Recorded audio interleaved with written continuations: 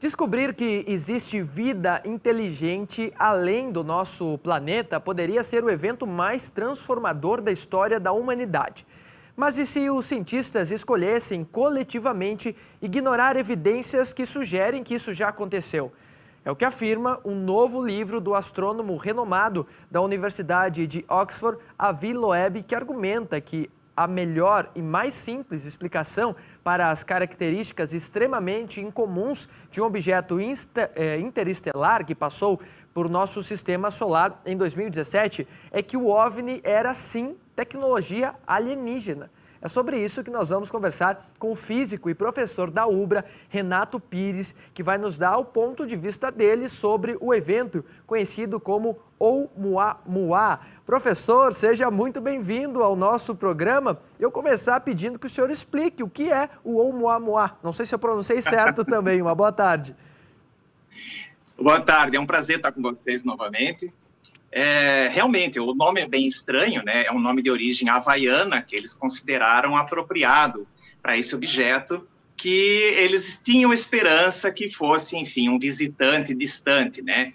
Oumuamua significa alguma coisa como um mensageiro que vai na frente para explorar os caminhos, esperando, portanto, que esse objeto fosse uma sonda espacial alienígena, né?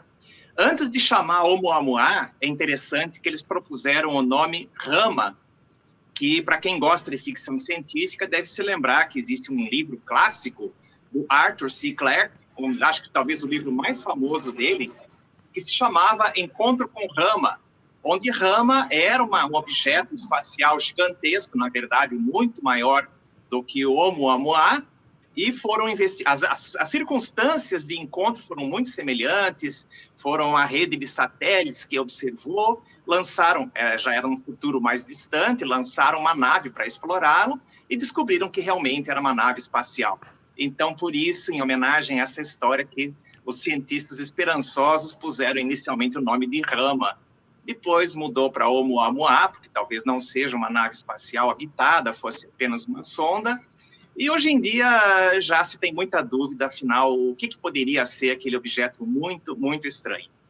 Professor, por qual razão esse cientista alega que possíveis evidências de tecnologia alienígena são ignoradas pelo resto da comunidade científica?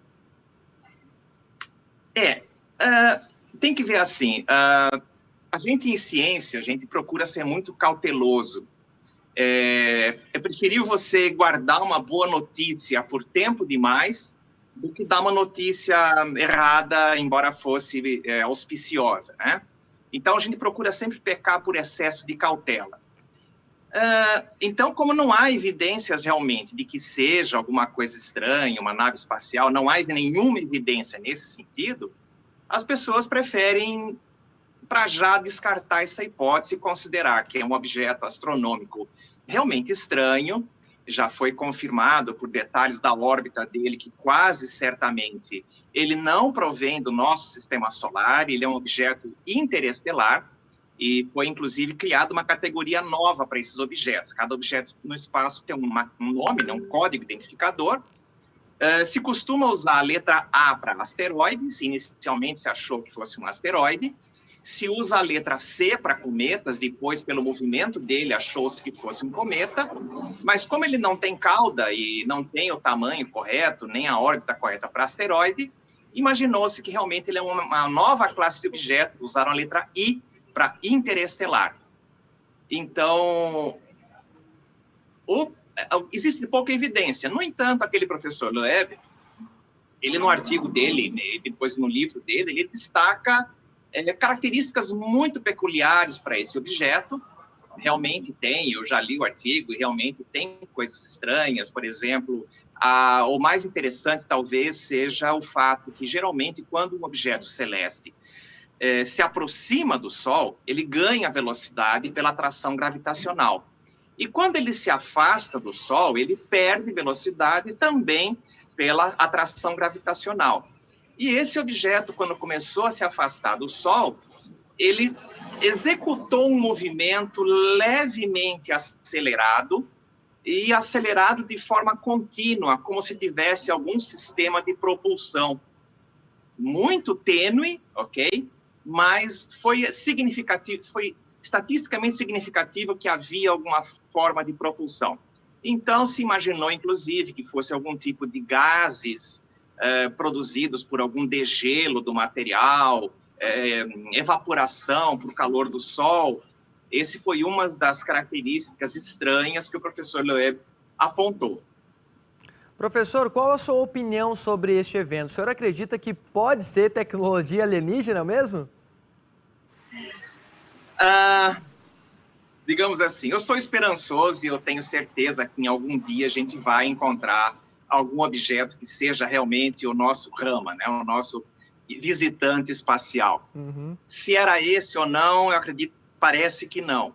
Embora o professor Loeb também tenha um outro ponto, argumento bem interessante, é que analisando lá o movimento, características, ele acredita, é muito difícil saber o formato que o objeto tinha. Tem-se a ideia que ele era oblongo, né, como um charuto, mas o professor Loeb diz que não, que ele era achatado, como se fosse uma fita, uma vela, que usasse a pressão da luz solar para se movimentar. Uma espécie de um veleiro espacial.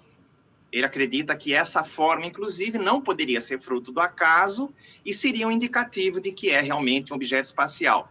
Mas, como disse, ele está muito longe, as observações foram feitas com um equipamento não melhor possível, a uma distância muito grande, então as evidências são muito tênues para afirmar qualquer coisa. Então, embora eu seja muito esperançoso e gostaria que fosse, não há evidência de que seja. Embora eu sempre tenha em mente aquele princípio filosófico muito importante que ausência de evidência não é evidência de ausência. Perfeito. Ou seja, não é porque nós não temos evidência que ele não é, não garante que ele não seja. Nós apenas não temos evidência. Então, nos guardamos em cautela e não afirmamos nada. Agora, professor, pode existir, ou a chance de existir, objetos celestes que fujam do nosso conhecimento, que os cientistas ainda não conheçam, com características desconhecidas, e esse tipo de objeto ser um deles, por exemplo?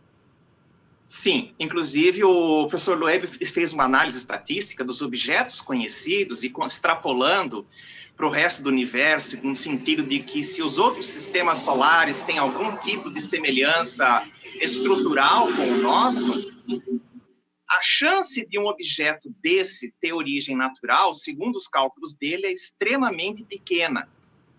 Então, isso é mais um ingrediente que ele acrescenta na equação, tá percebendo? O formato dele, a composição dele, tudo isso junto, é um objeto estranhíssimo. Agora, eu gosto daquela comparação que alguém fez no seguinte: se você for no mar e pegar uma xícara d'água e não encontrar nenhum tubarão dentro, não quer dizer que não existem tubarões no mar. E é mais ou menos assim que a gente trabalha. O nosso conhecimento do universo é infinitamente pequeno, muito reduzido.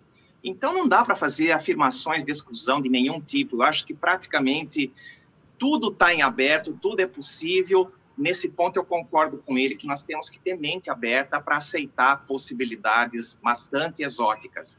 Quando eu li a matéria no jornal que vocês indicaram, eu lembrei exatamente aquela frase do Sherlock Holmes que depois, curiosamente, eu vi citada no texto dele, que quando você elimina todas as hipóteses razoáveis, se a que sobra é muito irrazoável, ainda assim, se ela sobrou, provavelmente ela é a verdadeira. Perfeito. Professor, muito obrigado por esse papo com a gente. É sempre um prazer falar com o senhor. Tem as explicações de uma maneira que todo mundo entende. Muito obrigado mesmo pela sua participação.